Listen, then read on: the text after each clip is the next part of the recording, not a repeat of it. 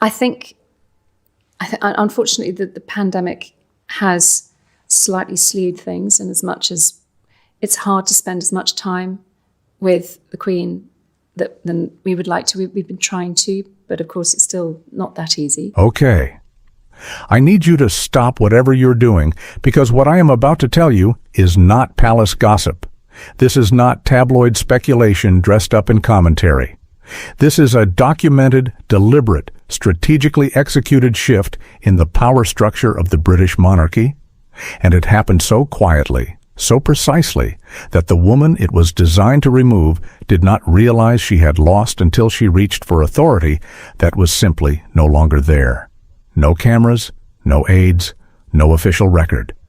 Just two women, two of the most capable, most composed, most chronically underestimated women in the entire royal family, locked inside a private chamber for nearly 2 hours.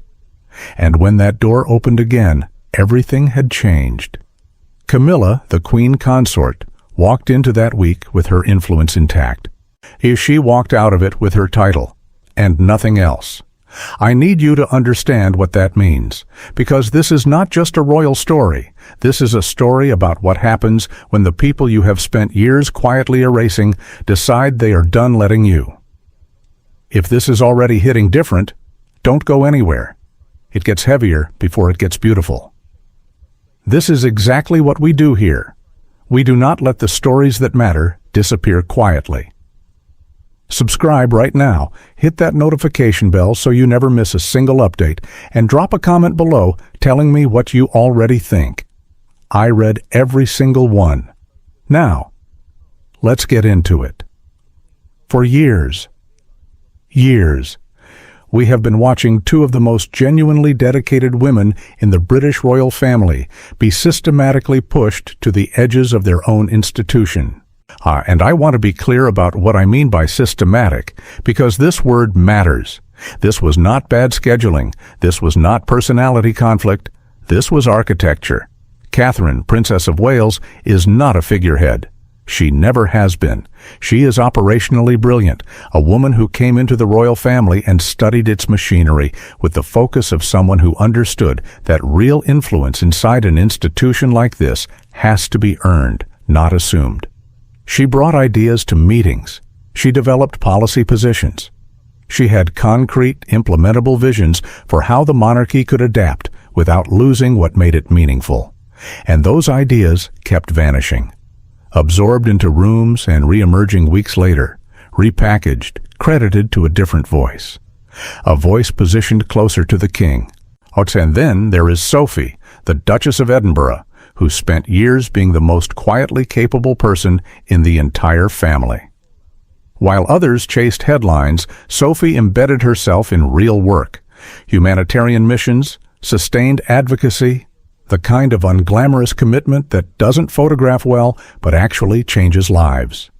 She was the engine of the family's genuine goodwill, and because she wasn't competing for visibility, she was assumed to be manageable.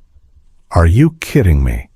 Here is what people always misread about women who choose grace over grandstanding. They are not passive. They are strategic. Sophie's restraint was never weakness. It was patience, and patience, inside the right circumstances, is the most dangerous kind of power there is. But here's what Camilla never accounted for. Catherine wasn't just watching the game being played around her. She was documenting it, methodically, quietly, for months. Every meeting list revision, every press schedule restructure, every staff reassignment that didn't follow protocol, every time a chair was quietly removed from a table that had Catherine's or Sophie's name on it. Page after page after page. And when the file was full, she moved. On a cold afternoon, with no fanfare, no official calendar notation, and no aides permitted to document a single word, Catherine and Sophie met in a private chamber, and they locked the door from the inside. What I need you to understand about that room is that it was not emotional chaos. It was the opposite. Catherine was steady, the kind of steady that only comes from months of preparation. She laid the documentation on the table: staff dismissal patterns, advisory meeting attendance records, press access logs, event protocols that had been quietly redirected. Every page told the same story. Camilla wasn't advising, she was controlling, and Catherine had the receipts. Sophie sat in silence as the evidence built, and then something cracked open in her. She spoke, really spoke. For the first time in years, she stopped managing her own restraint and gave voice to what she had been carrying: the dismissed ideas, the quiet exclusions. Her daughter, Lady Louise, removed without explanation from engagements she had been promised. Moments designed, deliberately designed, to make Sophie feel invisible inside an institution she had given everything to. What formed in that room was not just a strategy. It was a moral conviction. Two women who had earned genuine trust, from staff, from the public, from the institution itself, deciding that they would no longer allow that trust to be weaponized against them. And here is the piece that changes everything. This was never just the two of them. Princess Anne, the one senior royal the entire palace assumed would remain neutral, the iron-willed traditionalist who had seen it all and moved for no one, had quietly signaled her support weeks before this meeting even happened. One handwritten note to Sophie, and in a monarchy, a handwritten note from Princess Anne carries the weight of a formal declaration. This was not a rebellion. It was a long-laid strategy. And when Camilla finally sensed that something was closing in around her, she panicked. And panicking exposed exactly who she was. Let me tell you what panic looks like inside a palace. It looks like control, or the attempt at it. Camilla's first move was to go directly to Charles, twice. 2 urgent requests for an emergency meeting. Both met with the same response: unavailable. That silence from the man she had spent 30 years positioning herself beside was louder than any royal decree could ever be. She turned to Anne, reaching for the sister-in-law card, invoking family, loyalty, the long history of camaraderie they had performed for decades. Anne's response, as relayed by insiders, was short and final. "You have had your time." The door closed. Still refusing to accept it, Camilla drafted a confidential memo reaffirming her own advisory role, her influence over ceremonial functions, staff oversight, the king's schedule. She intended it to circulate quietly through palace leadership. It never made it past the private secretary's desk. Returned without comment, stamped with a single word: unendorsed. Then she reached out to Princess Beatrice, dangling promises of restored favor. That conversation was reportedly recorded and leaked almost immediately. In it, Camilla allegedly called Catherine dangerous and accused Sophie of poisoning Anne's loyalty. The damage was instant and irreversible. And then came the move that ended it completely.